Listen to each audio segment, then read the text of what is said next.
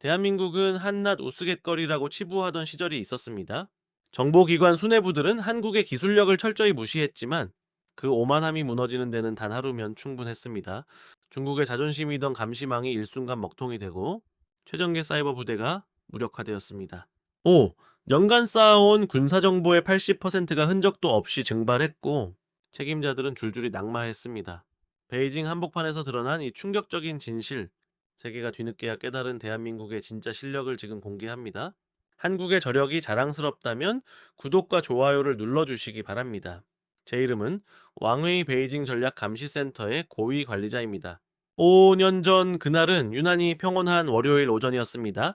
사무실 안은 동료들의 업무 집중으로 쥐 죽은 듯 조용했고 저는 여느 때처럼 시스템 점검으로 하루를 시작했습니다. 오전 10시 30분 무렵 한국 누리호 3차 발사 알림이 울렸습니다. 동아시아 전역의 우주 활동을 모니터링하는 것이 제 막중한 임무였기에 저는 별다른 의심 없이 모니터링 창을 열었습니다. 그런데 이상한 일이 벌어졌습니다. 화면 속 데이터 파일들이 하나둘 사라지기 시작한 것입니다. 처음에는 단순한 서버 오류인 줄 알았습니다. 하지만 자세히 보니 한국 상공의 위성 데이터만 정교하게 삭제되고 있었습니다. 파일 경로를 따라가 보니 마치 지우개로 닦아낸 듯 모든 한국 관련 자료가 0KB 빈 껍데기로 변해 있었습니다. 5년 경력을 통틀어 이런 기이한 현상은 단 한 번도 본 적이 없었습니다. 심장이 빠르게 뛰기 시작했습니다. 이중 백업 시스템까지 운영 중이었으나 백업 서버마저 예외는 아니었습니다. 모든 데이터가 깨끗하게 비워져 있었죠. 저는 옆자리에 분석관을 급히 불렀습니다. 단순히 서버 문제라고 치부하기엔 한국 구간만 너무나 정확하게 잘려 나갔습니다. 시스템 로그를 확인했지만 외부 침입 흔적은커녕 삭제 명령조차 남아있지 않았습니다. 마치 파일이 처음부터 존재하지 않았던 것처럼 우리 시스템은 완벽하게 무방비 상태로 한국의 기술 앞에 그 실체를 드러내고 있었습니다. 그 0KB, 0KB, 0KB 모든 파일이 예외 없이 깨끗하게 비어 있었습니다. 등줄기를 타고 서늘한 기운이 내려앉았습니다. 이것은 단순한 시스템 오류가 아니라는 직감이 온몸을 지배했습니다. 저는 떨리는 입술을 떼어 리밍에게 속삭였습니다. 이건 오류가 아니야. 도저히 일반적인 삭제 방식이라고 볼 수 없을 만큼 너무나 정밀했기 때문입니다. 리밍은 자신의 컴퓨터로 서둘러 확인을 시도했지만 결과는 같았습니다. 서버의 무작위 오류라면 파일이 파편처럼 손상되어야 정상인데 한국 상공 구간의 정보만 마치 메스를 댄 듯 정확하게 도려내진 상태였습니다.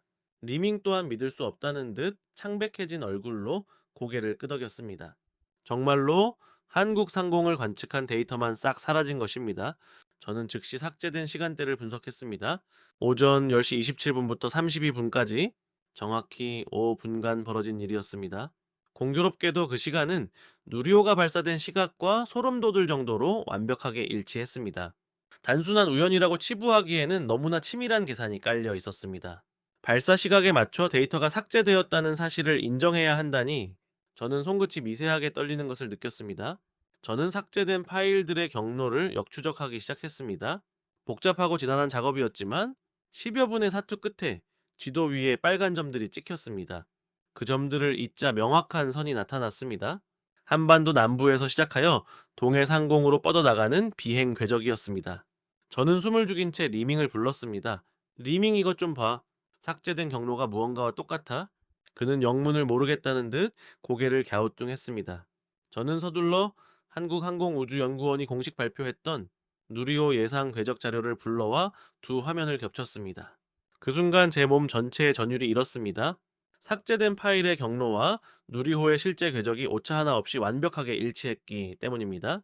리밍은 넋을 잃고 화면을 바라보며 떨리는 목소리로 물었습니다. 대체 이게 어떻게 된 거야? 설마 한국이 우리 시스템을 해킹했다는 건가? 저는 즉시 고개를 저었습니다. 해킹이라면 반드시 흔적이 남아야 했습니다. 로그 기록이라도 있어야 할 텐데 시스템은 그저 깨끗하기만 했습니다. 리밍은 당혹감을 감추지 못하고 다시 물었습니다. 그럼 대체 이게 무엇이냐고. 저는 솔직하게 답할 수밖에 없었습니다. 이건 일반적인 해킹이 아니라고. 마치 누군가 우리 시스템에 미리 심어둔 프로그램이 누리호에서 보내는 특정 신호에 반응하여 자동으로 작동한 것 같다라고 말입니다. 저는 다시 시스템 로그를 파고들었습니다. 정상적인 절차라면 관리자 권한 기록이 남아야 했습니다. 누군가 로그인하여 파일을 삭제했다면 그 흔적이 남아야 하는데 접속 기록도 삭제 명령도 오류 메시지도 전혀 없었습니다. 마치 파일이 처음부터 존재하지 않았던 것처럼 완벽했습니다. 삭제 명령도 접근 기록도 없는데 데이터가 사라지다니 도대체 어떻게 이런 일이 가능한지 리밍은 연신 물었습니다. 저는 화면을 뚫어지게 응시하며 가능성을 조합했습니다.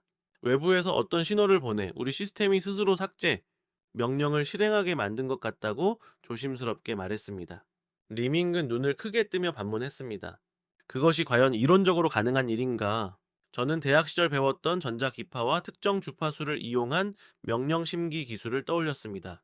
하지만 그것은 상상을 초월하는 고도의 기술력이 뒷받침되어야만 가능한 영역이었습니다. 이거 위에 보고하면 난리 날 거야. 왕리의 목소리에는 깊은 피로와 함께 거대한 폭풍을 예감하는 긴장감이 서려 있었습니다. 하지만 여기서 멈출 수는 없었습니다. 저는 차분하게 그러나 단호한 어조로 응수했습니다. 부서장님, 이것은 단순한 기술적 오류가 아닙니다. 만약 외부의 의도적인 공격을 우리가 인지하고도 묵인한다면 나중에 닥칠 책임은 훨씬 더 감당하기 어려울 것입니다. 왕리는 잠시 아무 말 없이 저를 바라보았습니다. 그의 눈동자 속에는 무언가 복잡한 계산이 오가는 듯 했습니다. 이내에 그는 굵은 한숨을 내뱉으며 고개를 끄덕였습니다. 알겠네? 보고서 작성하게. 1시간 안에 완벽하게 정리해서 제출하도록 왕리의 지시가 떨어지자마자 저는 서둘러 보고서 작성에 돌입했습니다. 손은 여전히 떨리고 있었지만 머릿속은 놀라울 정도로 명료해졌습니다. 보고서의 핵심은 누리호 발사 궤적과 우리 시스템의 데이터, 삭제 시점 및 경로가 오차 없이 일치한다는 논리적 증거들이었습니다. 한국이 단순히 로켓을 쏘아 올린 것이 아니라 우주라는 공간을 활용해 우리 감시망에 정교한 간섭을 시도했다는 점을 강조했습니다. 1시간 뒤 완성된 보고서를 왕리에게 제출하고 퇴근했지만 저는 집에 돌아와서도 잠을 이룰 수가 없었습니다. 모니터 속에서 0kb로 변해버린 파일들의 잔상과 누리호가 뿜어내던 불꽃의 형상이 머릿속을 맴돌았습니다. 새벽 5시가 되어서야 겨우 얕은 잠에 들었고 알람 소리에 눈을 떴을 때는 겨우 2시간 정도가 흐른 뒤였습니다. 몸은 청은망은 무거웠지만 출근을 서둘러야 했습니다. 지하철 안에서도 제 머릿속은 온통 어젯밤의 의문들로 가득 찼습니다. 한국상공의 데이터가 왜 하필 우리 시스템에서만, 그것도 누리호의 궤적을 따라서 그렇게 완벽하게 삭제될 수 있었는지에 대한 의구심이 꼬리에 꼬리를 물었습니다. 오전 8시 30분, 평소보다 30분 일찍 사무실에 도착했습니다. 사무실은 여전히 고요했고 차가운 공기만이 감돌고 있었습니다. 저는 서둘러 컴퓨터를 켜고 시스템에 접속했습니다. 밤새 우리 서버에 또 다른 변화가 있었는지, 혹은 누군가 이 문제를 해결하기 위해 손을 썼는지 확인하고 싶었습니다. 감시 시스템을 열고 어제 비어 있었던 파일 목록을 다시금 들여다보았습니다. 그런데 화면을 보는 순간 저는 심장이 멎는 듯한 충격을 받았습니다. 어제 분명 0kb였던 파일들이 다시 채워져 있었기 때문입니다. 파일의 크기는 정상으로 돌아와 있었고 서버가 복구된 것인가 싶어 일순간 안도감이 밀려왔습니다. 저는 급한 마음에 가장 첫 번째 파일을 열었습니다. 부산 상공을 관측했다는 데이터 파일이었습니다. 하지만 화면에 펼쳐진 것은 제가 알던 부산의 익숙한 풍경이 아니었습니다. 눈앞에 펼쳐진 것은 험준하기 짝이 없는 낯선 산맥의 풍경이었습니다. 눈으로 뒤덮인 고산들과 깊게 파인 계곡들이 모니터를 가득 채우고 있었습니다. 저는 눈을 비비고 다시 보았습니다. 틀림없이 산맥이었습니다. 그것도 아주 낯익은 어딘가에서 본 듯한 풍경이었습니다. 자세히 들여다보니 티베트 고원의 모습과 흡사했습니다. 왜 부산 상공의 감시 파일에 티베트 고원의 풍경이 들어있는 것일까요? 손끝이 다시 차갑게 식어가는 것을 느꼈습니다. 저는 떨리는 마음을 억누르고 두 번째 파일을 열었습니다. 이번에는 서울 상공 감시 자료라는 파일이었습니다. 하지만 이번에도 화면에는 사막 풍경이 나타났습니다. 끝없이 펼쳐진 모래 언덕과 메마른 대지, 영락없는 몽골 고비 사막의 모습이었습니다. 심장은 다시금 빠르게 요동치기 시작했습니다. 세 번째 파일 인천 상공 데이터 파일에는 울창한 열대 밀림이 나타났습니다. 저는 더 이상 마우스를 제대로 잡을 수조차 없었습니다. 모든 파일이 엉뚱한 이미지들로 뒤섞여 있었습니다. 한국의 정보가 사라진 그 자리에는 한국과는 전혀 상관없는 낯선 풍경들이 자리를 차지하고 있었습니다. 모두 새벽 3시에서 4시 사이였습니다. 제가 깊은 잠에 빠져있던 그 고요한 시간에 누군가 혹은 무언가가 자동으로 데이터를 채워 넣은 것이었습니다. 이건 단순한 해킹이 아니야. 리밍기 떨리는 목소리로 중얼거렸습니다. 누군가 우리 시스템에 침투해 의도적으로 가짜 정보를 심어 놓은 것이 분명했습니다. 저도 그 사실에는 동의했지만 도무지 이해할 수 없는 점은 왜 이렇게 티가 나게 조작했느냐는 것이었습니다. 티베트 산맥이나 몽골 사막처럼 누구나 봐도 명백히 다른 이미지를 집어넣어 자, 우리 감시망이 오염되었다는 사실을 숨기기는커녕 오히려 대놓고 과시하고 있지 않습니까? 리밍 이것 좀 봐. 저는 파일의 메타데이터를 확인했습니다. 파일 생성자 정보는 관리자 계정으로 되어 있었지만 그것은 실제 관리자의 계정이 아닌 정교하게 위조된 가짜 계정이었습니다. 누군가 관리자 권한을 완벽하게 흉내내어 파일을 생성한 것입니다. 그럼 진짜 해킹이 맞네. 리밍기 얼굴을 감싸주며 말했습니다. 하지만 왜 이렇게 대놓고 가짜라는 걸 들키려 하는 거지 저는 깊은 생각에 잠겼습니다. 어제 삭제되었던 빈 공간을 하루도 지나지 않아 거짓 정보로 뒤덮은 행위, 그것도 특정 지역의 이미지를 완전히 다른 곳으로 교체한 행위는 단순한 해킹 그 이상의 메시지를 담고 있었습니다. 그것은 우리를 향해 너희의 시스템을 완전히 장악하고 조종하고 있다는 강력한 경고처럼 느껴졌습니다. 리밍 이건 상황이 훨씬 심각해. 제가 조심스럽게 입을 뗐습니다. 어제 데이터를 삭제했던 것은 해킹이라기보다 애초에 한국과 관련된 정보를 우리 시스템에서 완전히 격리하고 숨기기 위한 고도의 기술적 시도였을지도 몰라. 무슨 뜻이야? 리밍이 여전히 이해할 수 없다는 표정으로 저를 바라보았습니다. 저는 화면 속 지도를 가리키며 설명했습니다. 잘 생각해봐.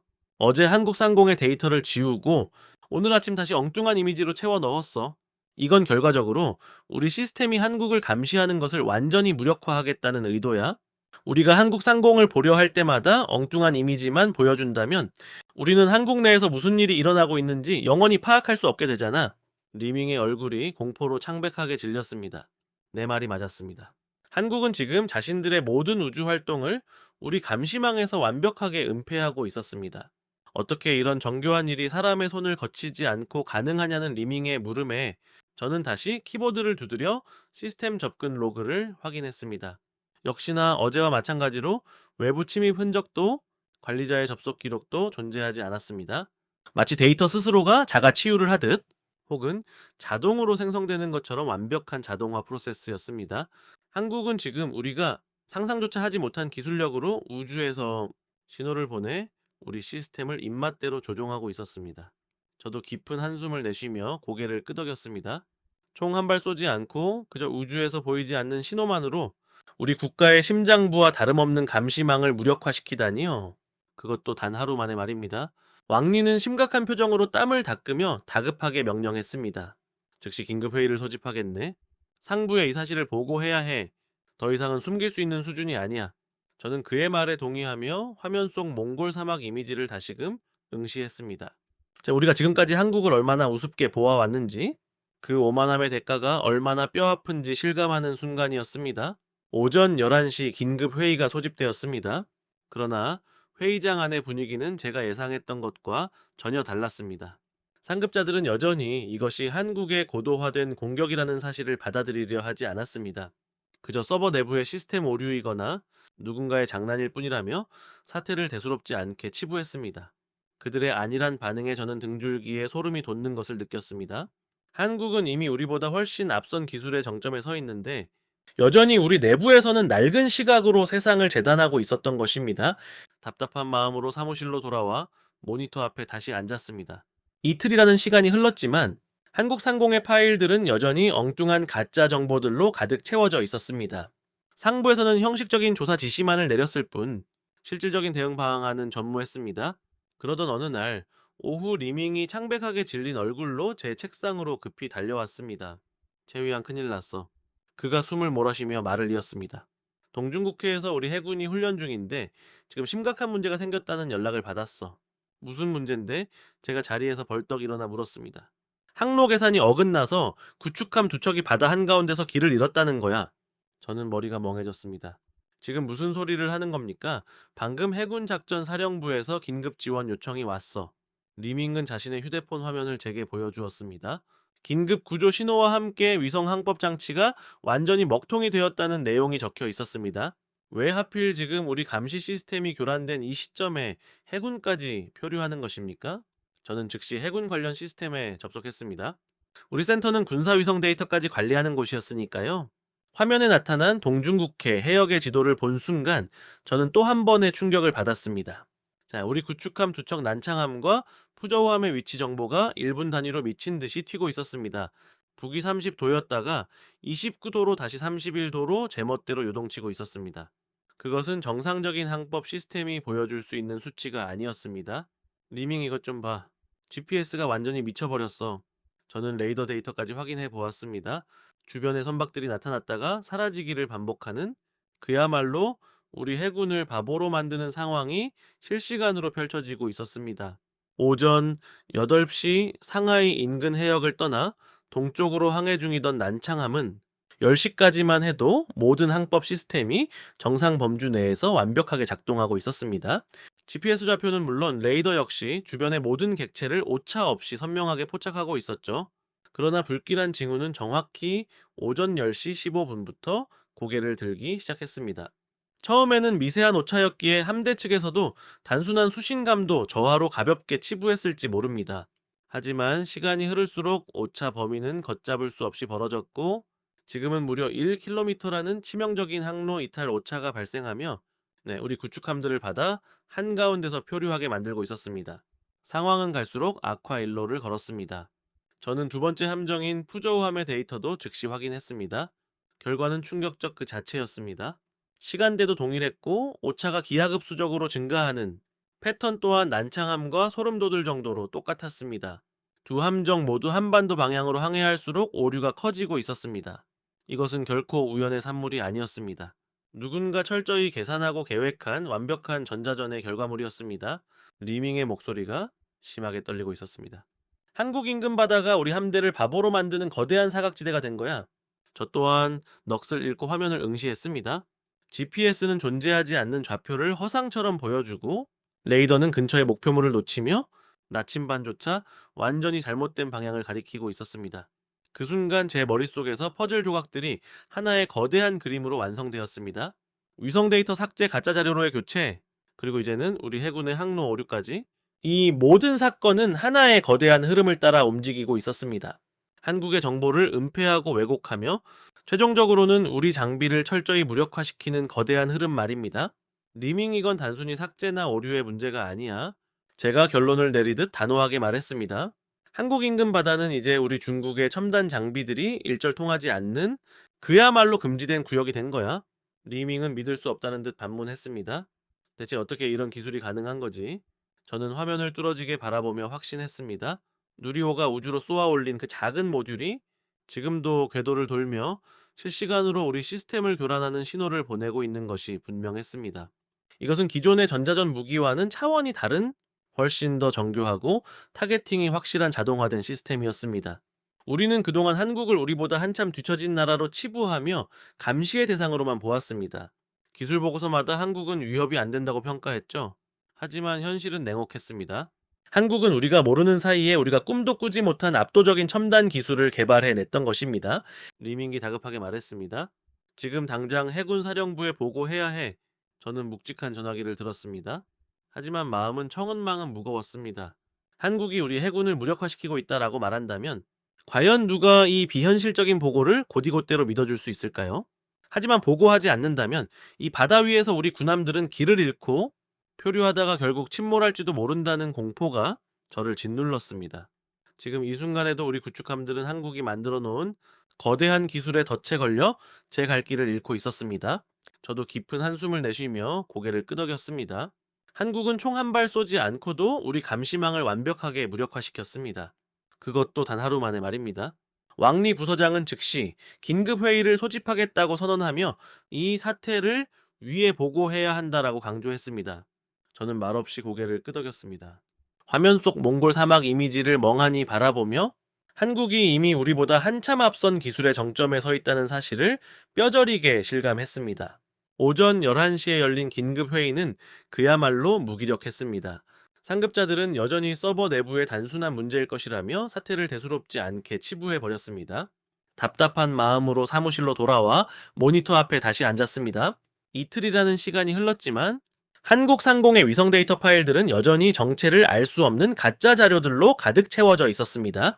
매일같이 상황을 확인했지만 변화는 없었고 상부에서는 그저 형식적인 조사 지시만 내려올 뿐 실질적인 대응책은 전무했습니다. 그러던 어느 날 오후 리밍이 창백하게 질린 얼굴로 급하게 달려왔습니다. 최위한 큰일 났어. 그가 숨을 몰아쉬며 말을 이었습니다. 동중국해에서 훈련 중이던 우리 해군 구축함 두 척이 갑자기 항로를 잃고 표류하고 있다는 것이었습니다. 저는 자리에서 벌떡 일어났습니다. 해군 작전 사령부로부터 긴급 지원 요청 메시지가 들어와 있었습니다. 왜 하필 우리 센터에 연락이 온 것인지 의아해하던 찰나 리밍기 위성 항법 시스템에 이상이 생겼다는 점을 상기시켜 주었습니다. GPS는 남쪽을 가리키는데 계기판은 서쪽을, 레이더는 목표물을 계속 놓치고 있다는 상황이었습니다. 저는 즉시 군사 위성 데이터를 관리하는 해군 항법 시스템에 접속했습니다. 동중국해 해역의 지도 위에 표시된 난창함과 푸저우함의 위치는 마치 바다 위를 떠다니는 유령처럼 실시간으로 요동치고 있었습니다. 난창함의 GPS 좌표는 1분 간격으로 북위 29도에서 31도를 오가며 미친 듯이 튀고 있었습니다. 리밍에게 화면을 보여주자 그는 경악하며 말을 잇지 못했습니다. 레이더 데이터 역시 목표물을 감지했다가 놓치기를 반복하는, 그야말로 시스템이 완전히 마비된 상태였습니다. 항법 장치를 확인하니 나침반은 서쪽, 자이로스코프는 북쪽, GPS는 남쪽을 가리키며 제각각 엉망으로 작동하고 있었습니다. 저는 오류가 발생한 지점을 지도에 점으로 찍어 보았습니다. 이상하게도 한반도 해역에서 멀지 않은 곳이었고 한국 쪽으로 가까워질수록 오차 범위가 비례해서 커지는 명확한 패턴이 보였습니다. 리밍, 이건 우연이 아니야. 한국 인근 해역에서 누군가 의도적으로 우리 장비를 방해하고 있는 것이 분명해. 이틀 전 우리 위성 데이터를 조작했던 그 기술이 이제는 우리 해군의 항법 장치까지 교란하고 있는 것입니다. 어떻게 이런 일이 가능하냐는 리밍의 물음에 저는 답을 찾을 수 없었습니다. 확실한 것은 누리호가 우주로 쏘아 올린 그 무언가가 이제는 우리 군사력을 실시간으로 위협하고 있다는 사실 뿐이었습니다. 저는 난창함의 항로를 되짚어 보며 데이터를 분석하기 시작했습니다. 사진 속에는 로켓의 2단이 분리되는 찰나의 순간이 담겨 있었습니다. 그런데 그 웅장한 화염과 로켓 본체 사이에서 공식적인 설계대는 전혀 존재하지 않았던 작은 물체 하나가 이질적으로 빛나고 있었습니다. 이것은 도대체 무엇입니까? 제 물음에 왕리는 사진을 한층 더 확대해 보여주었습니다. 작은 모듈 형태의 물체였습니다.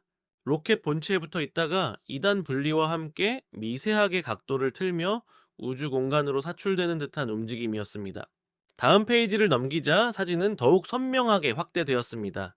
그 작은 모듈에서 무언가 기이한 신호 같은 것이 방출되고 있었습니다. 열 영상이라 정확한 데이터 값은 알 수 없었지만 분명히 엄청난 에너지가 집중적으로 뿜어져 나오는 것이 눈으로 확인되었습니다. 신호를 보내고 있습니다, 부서장님. 제가 떨리는 목소리로 말했습니다. 마이네. 왕리는 깊은 한숨과 함께 고개를 끄덕였습니다. 그리고 그 신호가 어디를 향해 쏟아지고 있는지 아나 저는 긴장하며 그가 가리키는 방향을 따라갔습니다. 신호의 궤적은 지표면 정확히는 중국 본토 쪽을 향하고 있었습니다. 소름이 돋았습니다. 분석 결과 신호의 좌표는 정확히 우리 감시센터가 자리한 베이징 인근을 지목하고 있었습니다. 그 신호가 발사된 시간은 오전 10시 28분. 네, 우리 센터의 위성 데이터가 소리 없이 삭제되기 시작했던 바로 그 시각이었습니다.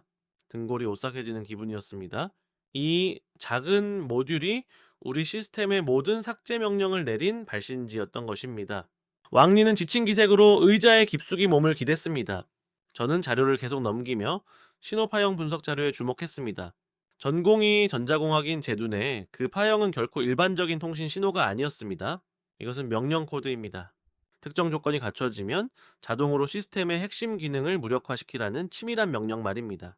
그렇다면 우리 시스템 내부에는 이미 오래전부터 한국이 심어놓은 프로그램이 잠복해 있었다는 것입니까? 왕리의 얼굴이 흑빛으로 변했습니다. 신호만 보낸다고 시스템이 그토록 완벽하게 반응할 리는 없습니다. 미리 정교하게 설계된 소프트웨어가 우리 서버 깊숙한 곳에 잠자고 있다가 저 작은 모듈의 신호를 받는 순간 폭발적으로 작동한 것입니다. 왕리는 피로한 눈을 감으며 물었습니다. 네, 그럼 대체 언제부터였나 저는 대답할 수 없었습니다.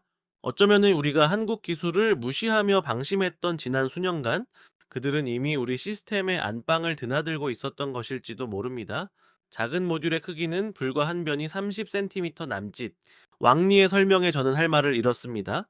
겨우 그만한 크기의 장치가 우리 시스템 전체를 완벽하게 조종하고 있다니요?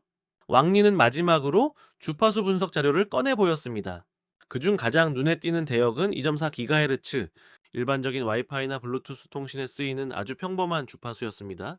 네, 우리가 사용하는 군사 특수 암호화 주파수가 아니라 일상적인 대역으로 우리 군사 시스템을 해킹했다는 사실은 저에게 씻을 수 없는 모욕감과 공포를 동시에 안겨주었습니다. 한국의 기술은 우리가 상상하던 수준을 아득히 넘어선 그야말로 우리가 전혀 예상치 못한 방식의 비대칭 공격이었습니다. 사진 속에는 로켓의 2단이 분리되는 찰나의 순간이 담겨 있었습니다. 웅장한 화염을 내뿜으며 치솟는 로켓 본체, 그 옆으로 공식적인 설계대는 전혀 존재하지 않았던 작은 물체 하나가 이질적인 빛을 내며 포착되었습니다. 이것은 도대체 무엇입니까? 제 물음에 왕리는 사진을 한층 더 확대해 보여주었습니다. 그것은 아주 작은 상자 형태의 모듈이었습니다. 로켓 본체에 단단히 고정되어 있다가 2단 분리가 일어나는 바로 그 순간 미세하게 각도를 틀며 우주 공간으로 사출되는 움직임이었습니다. 저는 숨을 죽인 채 다음 페이지를 넘겼습니다. 이번에는 더 크게 확대된 사진이 나타났습니다. 그 작은 모듈에서 무언가 신호 같은 것이 쏟아져 나오고 있었습니다.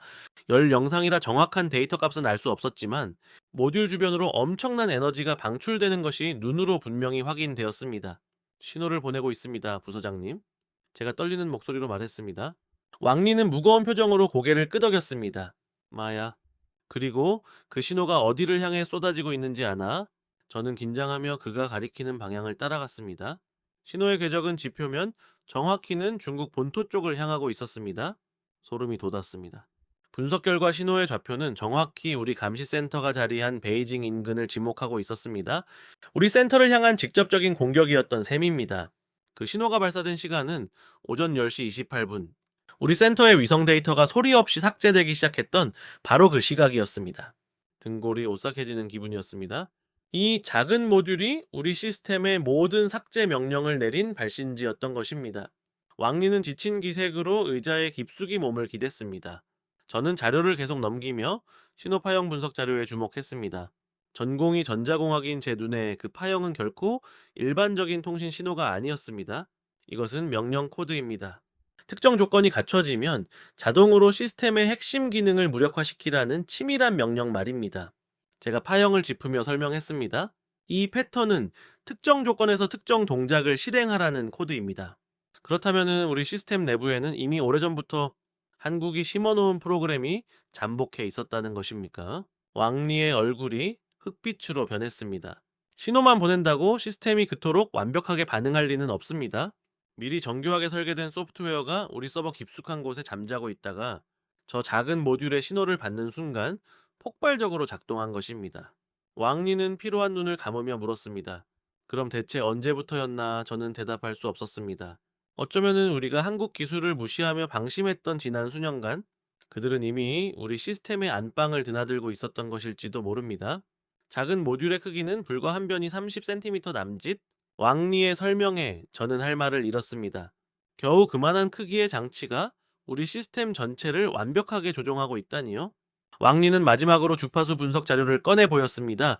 그중 가장 눈에 띄는 대역은 2.4GHz, 일반적인 와이파이나 블루투스 통신에 쓰이는 아주 평범한 주파수였습니다. 우리가 사용하는 군사 특수 암호화 주파수가 아니라 일상적인 대역으로 우리 군사 시스템을 해킹했다는 사실은 저에게 씻을 수 없는 모욕감과 공포를 동시에 안겨주었습니다. 한국의 기술은 우리가 상상하던 수준을 아득히 넘어선 그야말로 우리가 전혀 예상치 못한 방식의 비대칭 공격이었습니다. 정말 정교한 기술이었습니다. 짧은 시간에 신호를 보내 탐지를 피하고 압축된 명령을 전송해서 시스템을 조작하는 방식이었습니다. 그리고 그 모듈은 지금도 우주에서 우리 시스템을 계속 조종하고 있었습니다. 부서장님, 저는 조심스럽게 입을 열었습니다. 이것은 우리만 당한 게 아닐 수도 있습니다. 이 모듈이 한국 관련 정보를 모두 숨기는 용도라면 일본이나 러시아 등 다른 나라의 시스템도 영향받고 있을지 모릅니다. 왕리는 눈을 크게 떴습니다. 만약 그렇다면 전 세계가 한국을 실시간으로 보지 못하게 되는 것인가? 저는 고개를 끄덕였습니다. 한국은 지금 우주에 실시간으로 작동하는 자신들만의 보호막을 올린 것입니다. 우리 시스템을 무력화시키면서까지 그들은 그들만의 정보를 완벽하게 은폐하는 장막을 치고 있었습니다. 왕리는 책상을 강하게 내리쳤습니다. 우리가 완전히 당했어. 우리가 누리호를 그저 평범한 로켓 발사체로만 생각하고 방심하는 사이 그 안에는 이런 가공할 만한 무기가 숨어 있을 줄은 꿈에도 몰랐던 것입니다. 왕리는 이어서 충격적인 분석 결과를 제 앞에 펼쳐 놓았습니다. 단순히 우리 센터의 데이터만을 삭제하는 수준이 아니었습니다. 이 모듈은 전 세계의 주요 위성 관측 시스템에 실시간으로 간섭하고 있었습니다. 만약 이것이 한국의 독자적인 기술이라면 전 세계가 한국의 우주 활동을 실시간으로 감시하는 것이 아니라 한국이 허락한 정보만을 보게 되는 셈입니다. 그야말로 우주 공간에 한국만을 위한 완벽한 방패를 친 것이나 다름없었죠. 우리 시스템이 이렇게 완벽하게 농락당했다는 사실에 모욕감마저 들었습니다. 왕리는 거칠게 책상을 내리치며 탄식했습니다. 우리가 정말로 큰 실수를 저질렀어. 한국을 그저 로켓이나 쏘아 올리는 기초적인 국가로 치부하며 방심했던 지난날이 뼈아프게 후회되었습니다. 그들은 우리가 꿈도 꾸지 못했던 비대칭 전력을 우주라는 공간에 조용히 구축해두고 있었던 것입니다. 보고는 어떻게 할까요? 제가 묻자 왕리는 깊은 침묵에 빠졌습니다. 사실대로 보고했다가는 우리 센터가 보안 실패의 책임을 통째로 뒤집었을 것이 자명했기 때문입니다. 하지만 이 사태를 그대로 덮어두기에는 상황이 너무 엄중했습니다. 이미 해군 함정들이 표류하는 사태까지 벌어지지 않았습니까? 결국 왕리는 무거운 결심을 내린 듯 저를 똑바로 쳐다보며 말했습니다. 우선은 모든 데이터를 암호화하고 해군 시스템에 대한 물리적 연결을 차단하게. 그리고 이 분석 자료는 내가 직접 최고사령부에 가지고 들어가겠네? 다만 이것이 단순한 외부 해킹이 아니라 한국의 우주 모듈에 의한 자동화된 시스템 통제라는 사실은 당분간 기밀로 붙여야 해. 자, 우리가 당했다는 사실이 대외적으로 알려지면 국가적인 망신은 물론이고 더 큰 외교적 파장을 불러올 것이 뻔했으니까요. 왕리가 부서장실을 나선 후 저는 혼자 남아 화면 속의 작은 모듈을 다시 한번 뚫어지게 바라보았습니다. 변길이 30cm. 그 작은 상자 하나가 거대한 우리 군사체계 전체를 흔들어 놓고 있다니 허망하면서도 소름이 돋았습니다. 이후 며칠 동안 센터 내부는 극도의 긴장감에 휩싸였습니다. 표면적으로는 서버 점검이라는 명목의 시스템을 대대적으로 재구축하고 있었지만 실상은 한국이 심어놓은 자동화된 침투 프로그램을 찾아내기 위한 사투였습니다. 하지만 결과는 참담했습니다. 어떤 백신으로도 어떤 보안 알고리즘으로도 그들이 심어놓은 코드는 삭제되지 않았습니다. 마치 우리 시스템의 운영체제 그 자체가 되어버린 듯 프로그램은 완벽하게 숨어 있었습니다. 한국은 그저 우리 시스템을 공격한 것이 아니었습니다. 그들은 우리 시스템의 설계자보다 더 정교하게 우리 내부를 장악하고 있었습니다. 이 절망적인 현실 앞에서 저는 우리가 얼마나 좁은 우물 안에서 기술을 논하고 있었는지 뼈저리게 느꼈습니다. 한국은 이제 단순한 기술 강국이 아니었습니다. 그들은 우리가 감히 범접할 수 없는 차원의 새로운 질서를 써 내려가고 있었습니다. 이것은 단순한 간섭이 아니었습니다. 일종의 동기화된 신호 패턴이었습니다. 1초의 강역 아주 짧지만 명확한 주기로 한국 국적의 항공기 신호만을 우리 레이더망에서 지웠다 나타나게 만드는 이 현상은 한국이 자신들의 항공 자산까지 완벽하게 스텔스화하고 있음을 의미했습니다. 리밍은 넋이 나간 표정으로 모니터를 응시했습니다. 민항기까지 이런 식이라면 우리가 추적할 수 없는 한국의 군용기나 미사일은 대체 얼마나 더 정교하게 숨어 있겠느냐는 공포가 밀려왔습니다. 저는 즉시 관제탑의 원시 레이더 신호로 데이터를 분석했습니다. 일반적인 레이더 화면은 컴퓨터가 데이터를 보정해서 비행기의 위치를 매끄럽게 연결해 보여줍니다. 하지만 원시 신호를 직접 열어보니 가관이었습니다. 레이더가 보내는 전파가 한국 항공기에 도달하는 순간 그 항공기 자체가 전파를 그대로 반사하는 것이 아니라 특정 위상 변조 신호를 덧씌워 되돌려 보내고 있었습니다. 그것은 우리 레이더 시스템이 항공기의 신호를 노이즈로 인식하도록 유도하는 고도의 전자지능형 회피 기술이었습니다. 리밍 이건 해킹이 아니라 기만이야. 제가 나지막이 읊조렸습니다. 한국의 항공기들은 자신들이 우리 레이더망에 잡히고 있다는 사실조차 신경 쓰지 않는 듯 했습니다. 그들은 그저 자신들의 고유한 신호체계 안에서 유유히 비행하고 있었고 우리 시스템이 그것을 해석하지 못해 1초마다 신호를 잃어버리는 것처럼 보였던 것입니다. 그 시각 항공 관제탑에서는 비상이 걸렸습니다. 항로를 벗어난 것처럼 보이는 한국 항공기들에 대해 수차례 호출을 시도했지만 조종사들은 아무런 이상이 없다는 듯 정상 항로를 비행 중이라고 답변했습니다. 우리 관제 시스템만 그들을 놓치고 있었던 것입니다. 리밍기 다급하게 물었습니다. 그럼 지금 우리 상공을 지나는 한국 비행기들을 우리는 아예 볼 수 없는 거야. 저는 고개를 저으며 대답했습니다. 볼 수 없는 게 아니라 우리는 그들이 보여주는 가짜 환영만을 보고 있는 거야. 방금 전 해군 구축함들이 표류했던 이유도 마찬가지였습니다. 그들은 자신들의 위치 정보를 조작한 것이 아니라 우리 장비가 그들의 정확한 위치를 연산하지 못하도록 시스템적인 난독화를 걸어놓은 것이었습니다. 한국의 우주 모듈은 단순한 교란 장치가 아니라 우리 군사 시스템의 연산 알고리즘 자체를 자신들의 의도대로 재편하고 있었습니다. 왕리 부서장에게 이 내용을 추가로 급전했습니다. 이제는 민간 항공 분야까지 피해가 확산하고 있으니 더 이상은 숨길 수 없었습니다. 하지만 왕리조차도 이제는 아무런 지시를 내리지 못하고 침묵으로 일관했습니다. 최고사령부에서도 이 현상의 심각성을 깨달았을 것이지만 그들은 아마도 더 큰 혼란을 막기 위해 철저히 함구하고 있는 듯 했습니다. 저는 사무실 창밖을 내다보았습니다.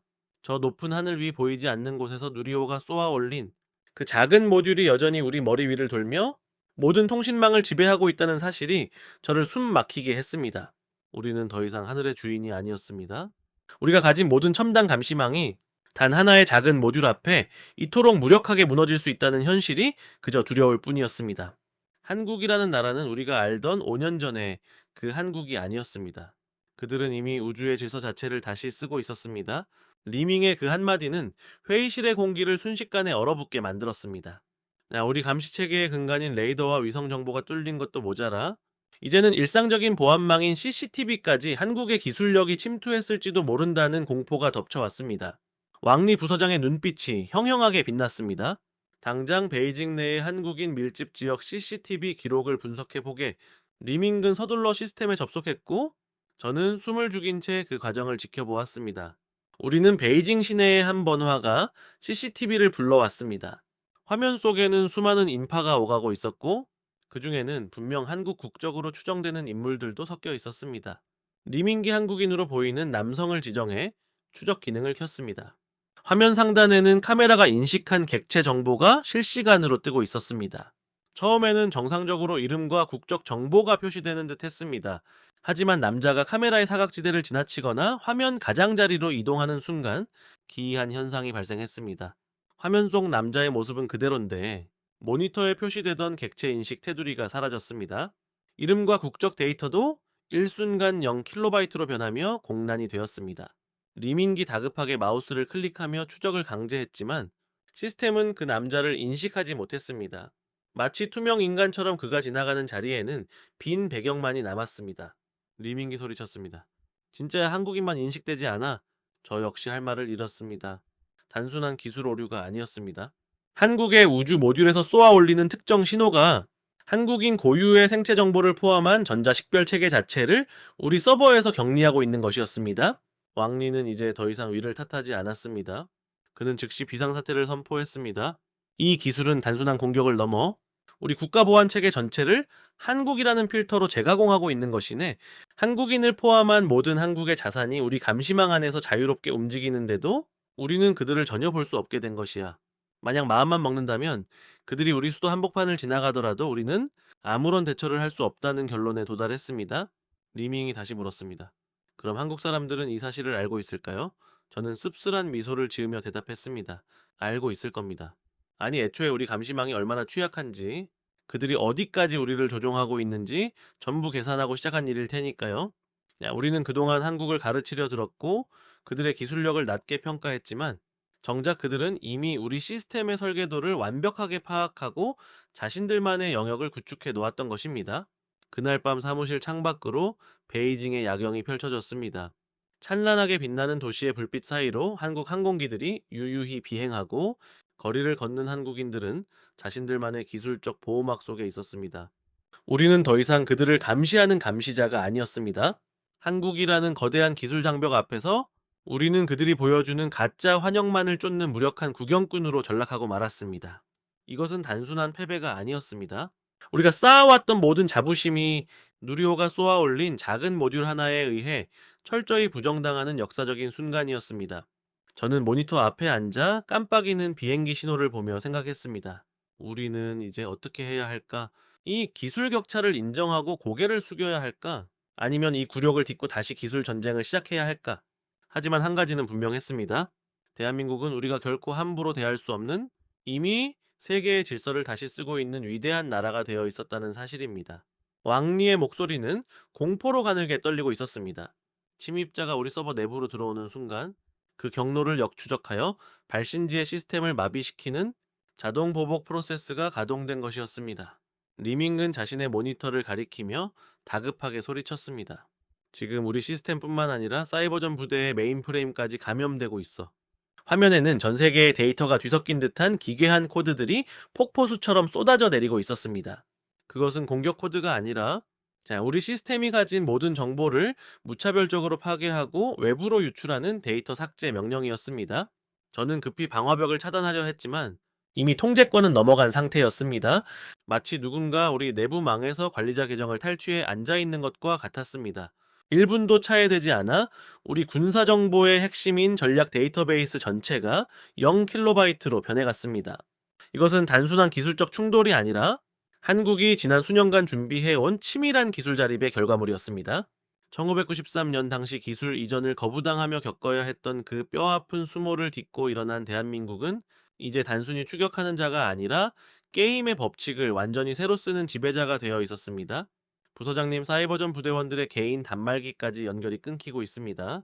리밍의 외침과 함께 사무실의 전등이 불규칙하게 깜빡거리더니 서버실에서 둔탁한 파열음이 들려왔습니다.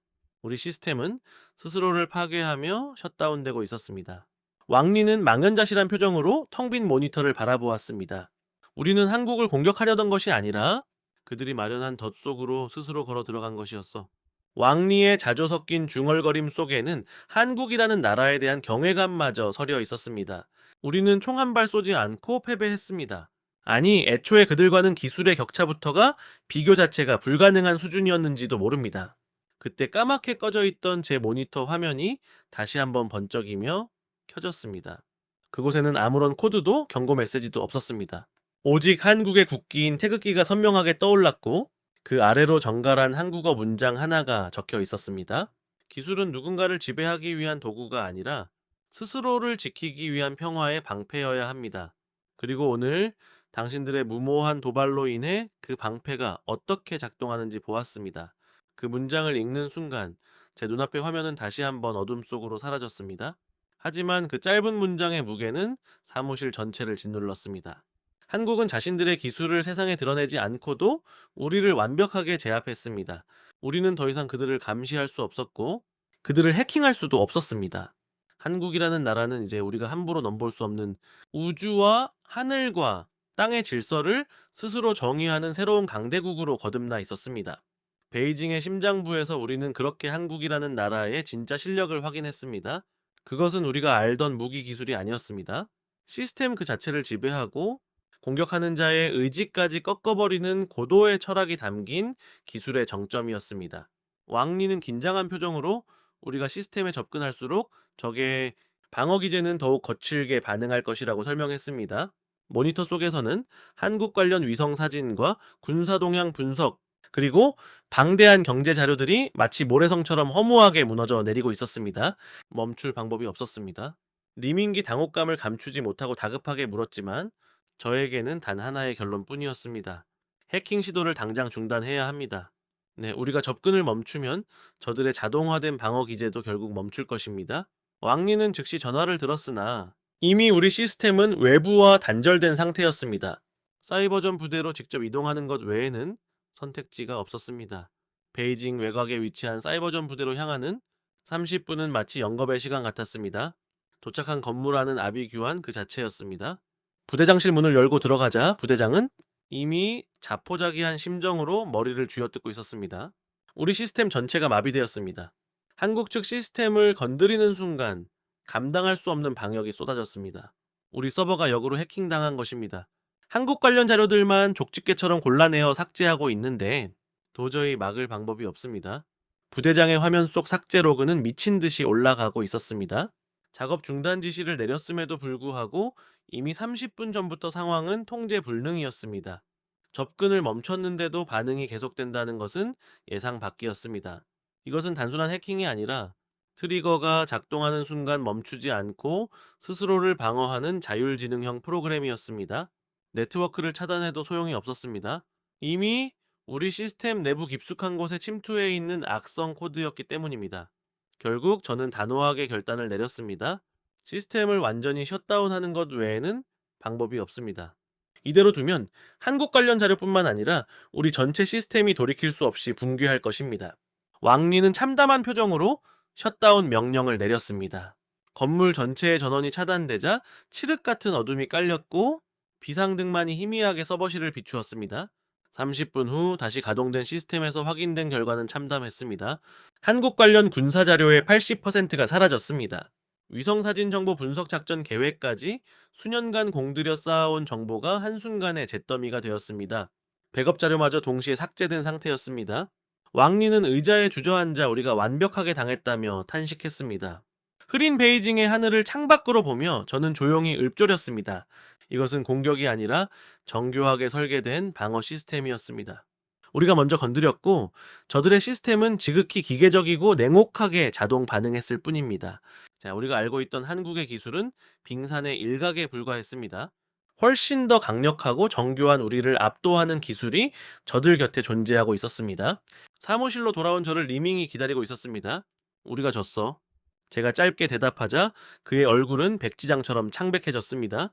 센터의 시스템을 확인해 보니 마찬가지로 한국 관련 파일들은 대량으로 삭제된 채 흔적만을 남기고 있었습니다.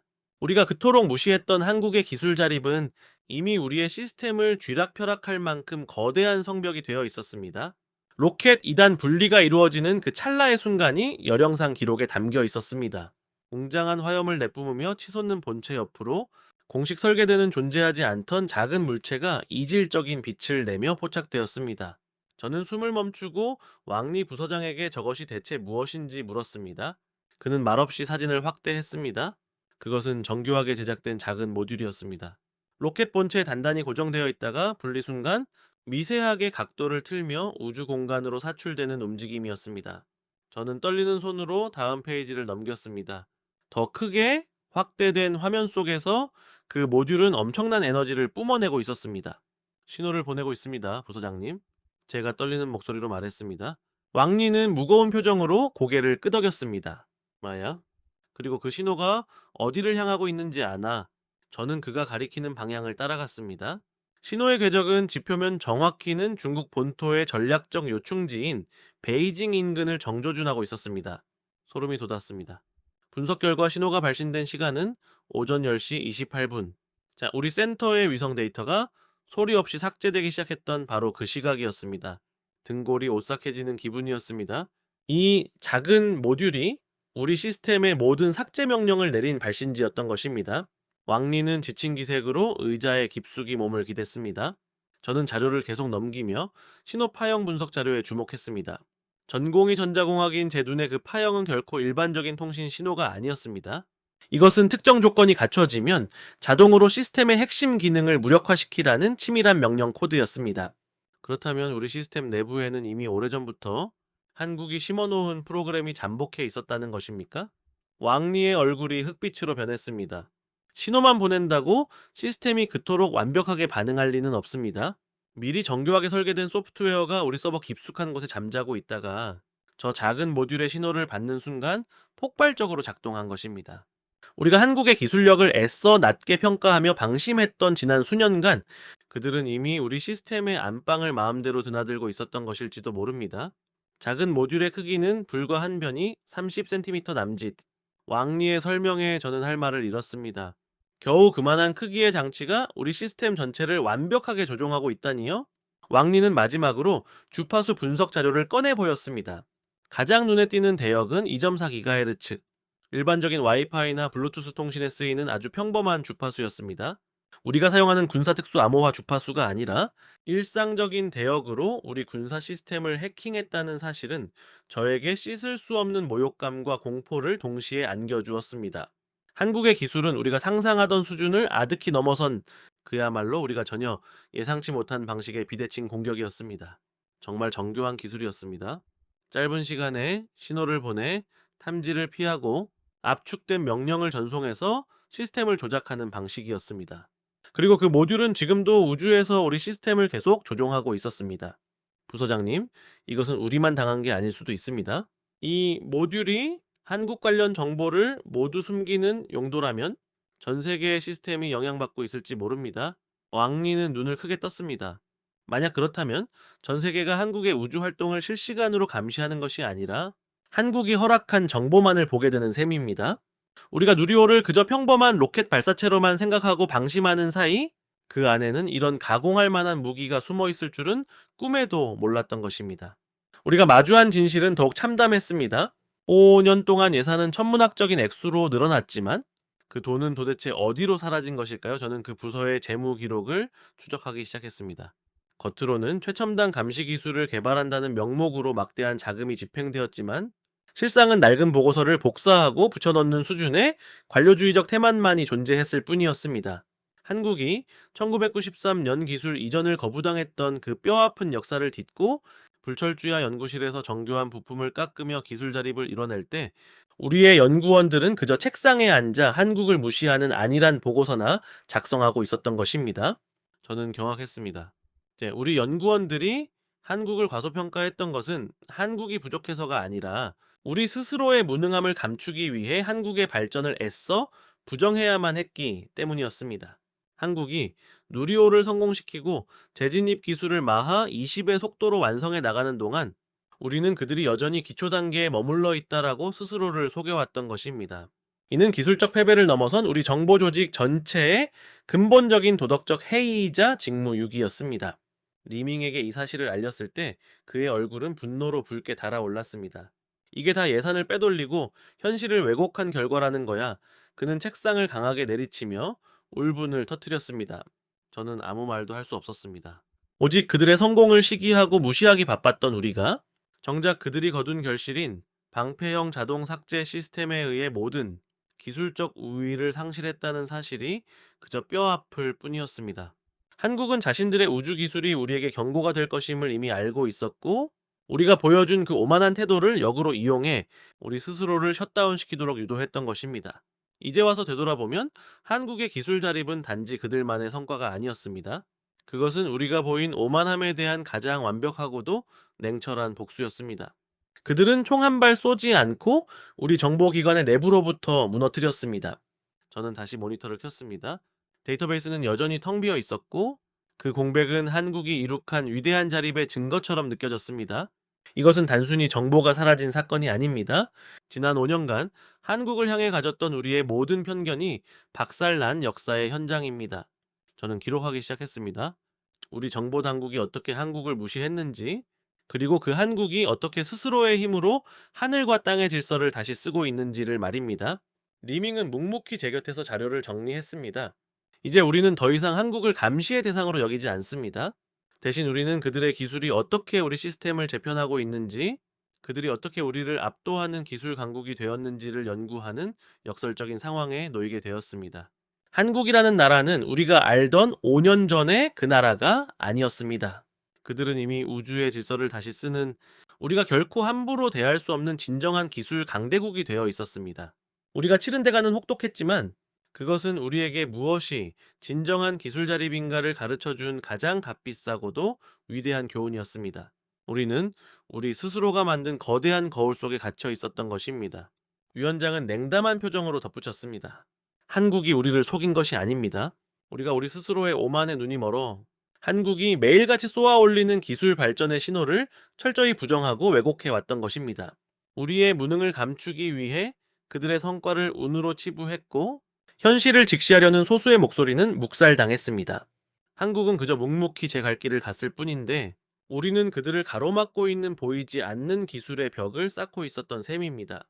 회의실의 공기가 무겁게 가라앉았습니다. 국장은 떨리는 손으로 서류를 내려놓으며 물었습니다. 그래서 이제 우리는 한국을 어떻게 정의해야 합니까? 위원장은 결론을 대신하는 짧은 답변을 내놓았습니다. 한국은 더 이상 우리의 평가 대상이 아니라 우리가 반드시 넘어서야 할, 아니 이제는 그들의 등 뒤조차 보이지 않는 새로운 시대의 지배자입니다. 우리가 그들을 감시하던 시간 동안 그들은 스스로의 자립 서사를 완성했습니다.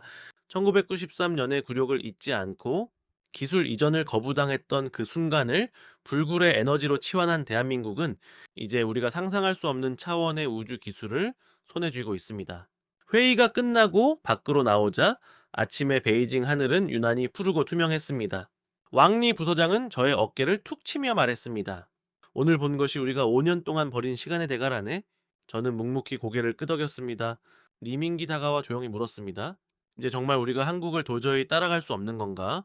저는 대답 대신 모니터를 다시 켰습니다.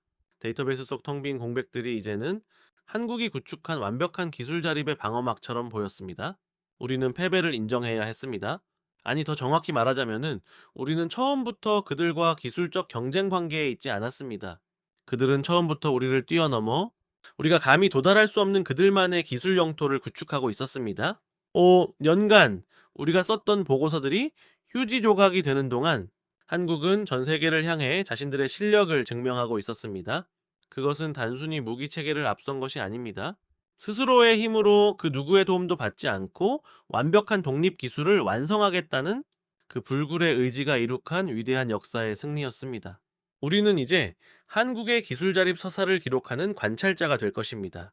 우리가 그토록 무시하고 깎아내리려 했던 그들의 성취가 사실은 세계를 바꾸어 놓을 거대한 질서였음을 이제야 깨닫는 것입니다. 한국의 5년은 우리가 잃어버린 시간이었고 그들은 그 시간을 불멸의 기술 자립으로 채워 넣었습니다. 오늘 회의실에서 들었던 그 절망적인 현실은 한국이라는 나라가 우리에게 던진 가장 강렬하고도 명확한 메시지였습니다.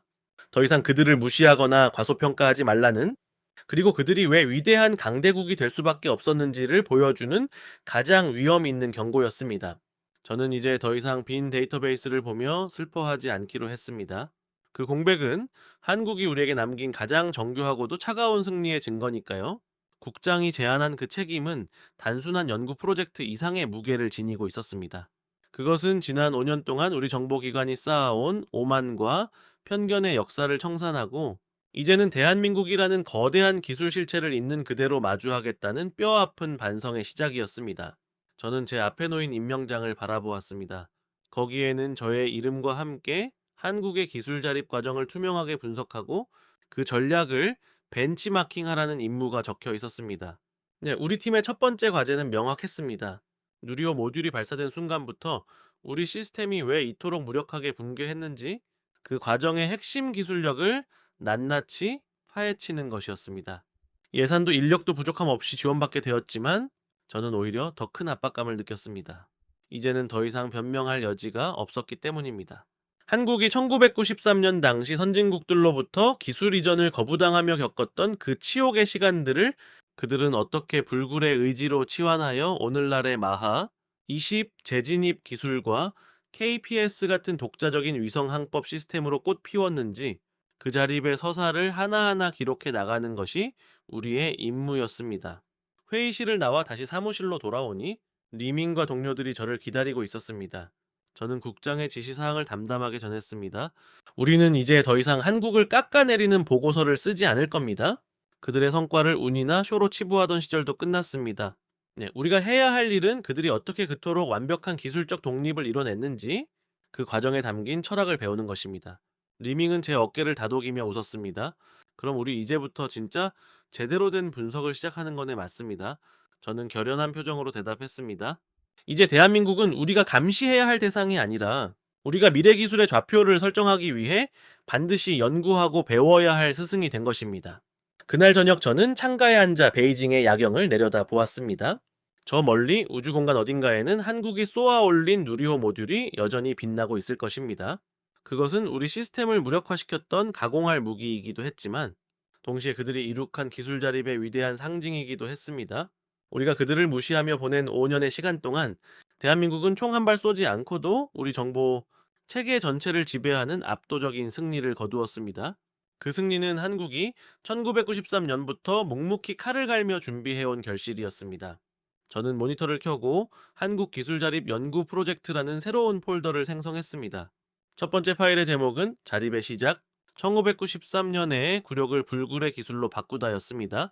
이것은 단순히 실패를 분석하는 보고서가 아니라 대한민국이라는 나라가 보여준 기술력의 진수를 기록하는 역사서가 될 것입니다. 이제 우리의 눈은 더 이상 편견에 가려져 있지 않습니다.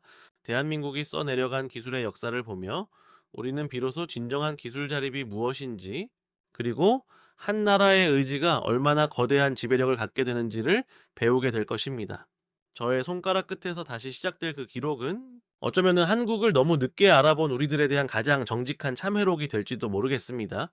둘째 장기적인 안목의 국가적 투자입니다. 저는 한국의 우주개발 타임라인을 대형 화면에 띄웠습니다. 20년이라는 긴 호흡으로 꾸준히 진행해온 계획이었습니다.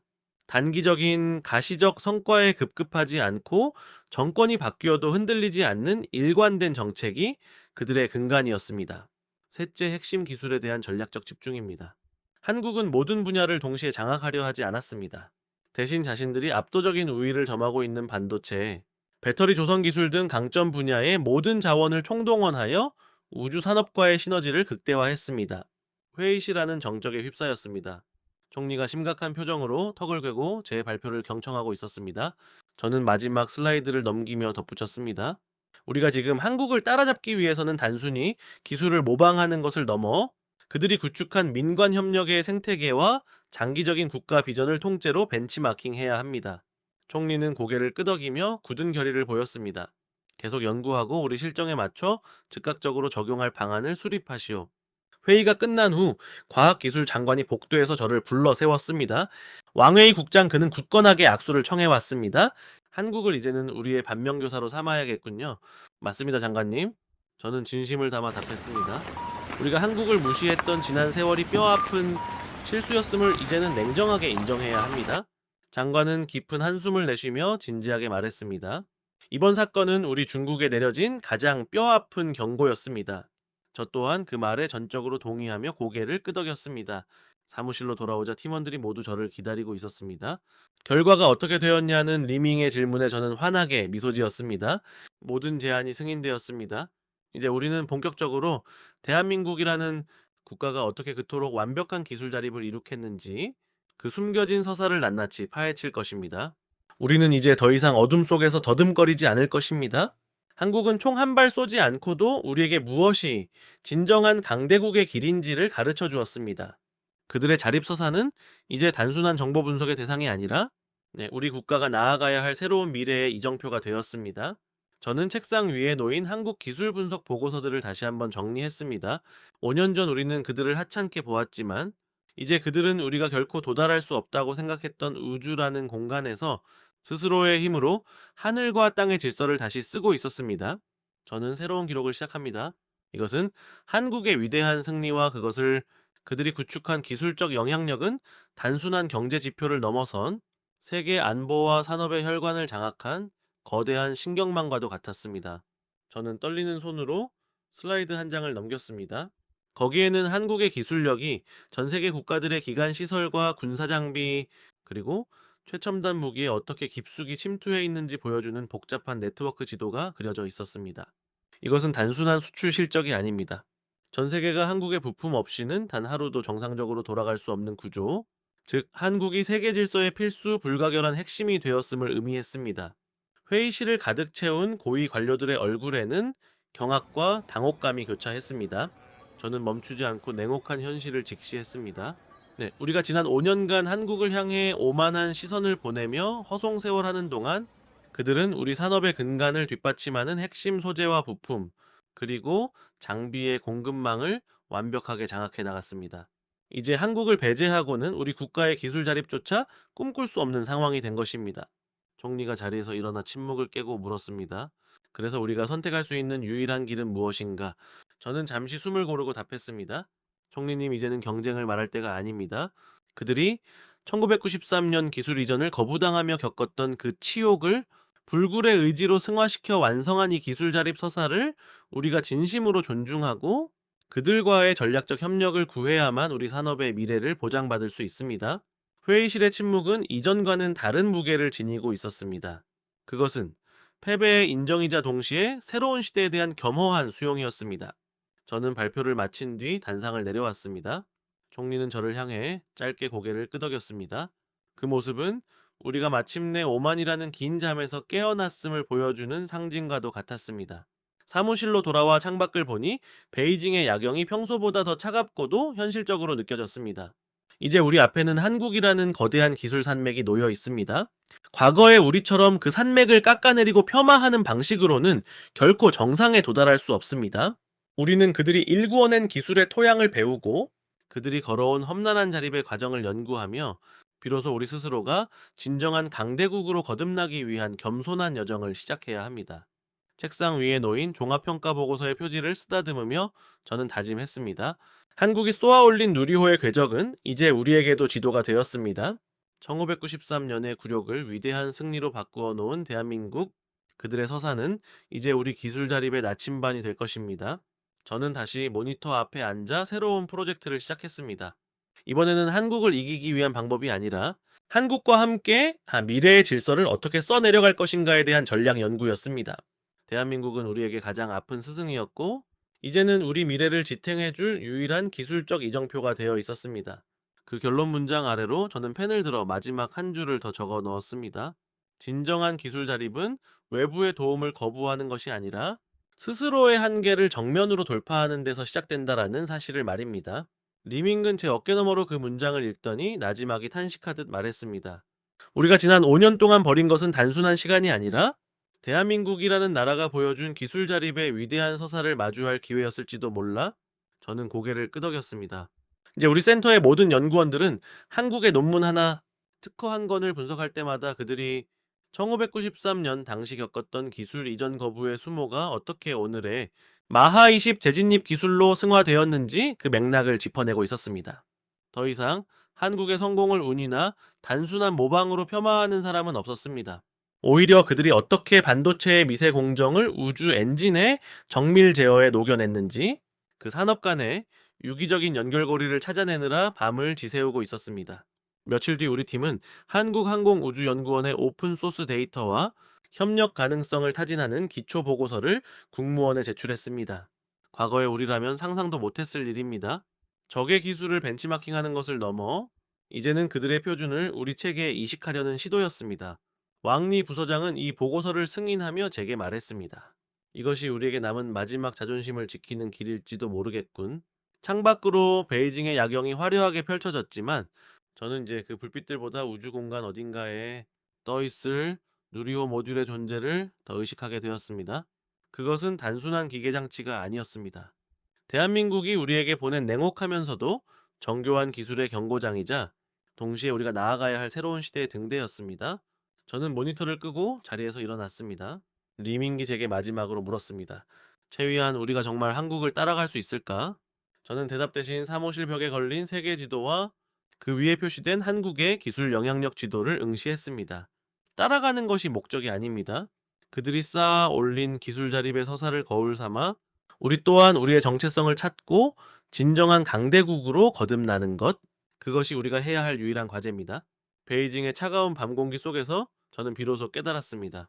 한국은 우리에게 총 한 발 쏘지 않고 승리했지만 그 승리는 우리에게 패배 이상의 것을 가르쳐 주었습니다.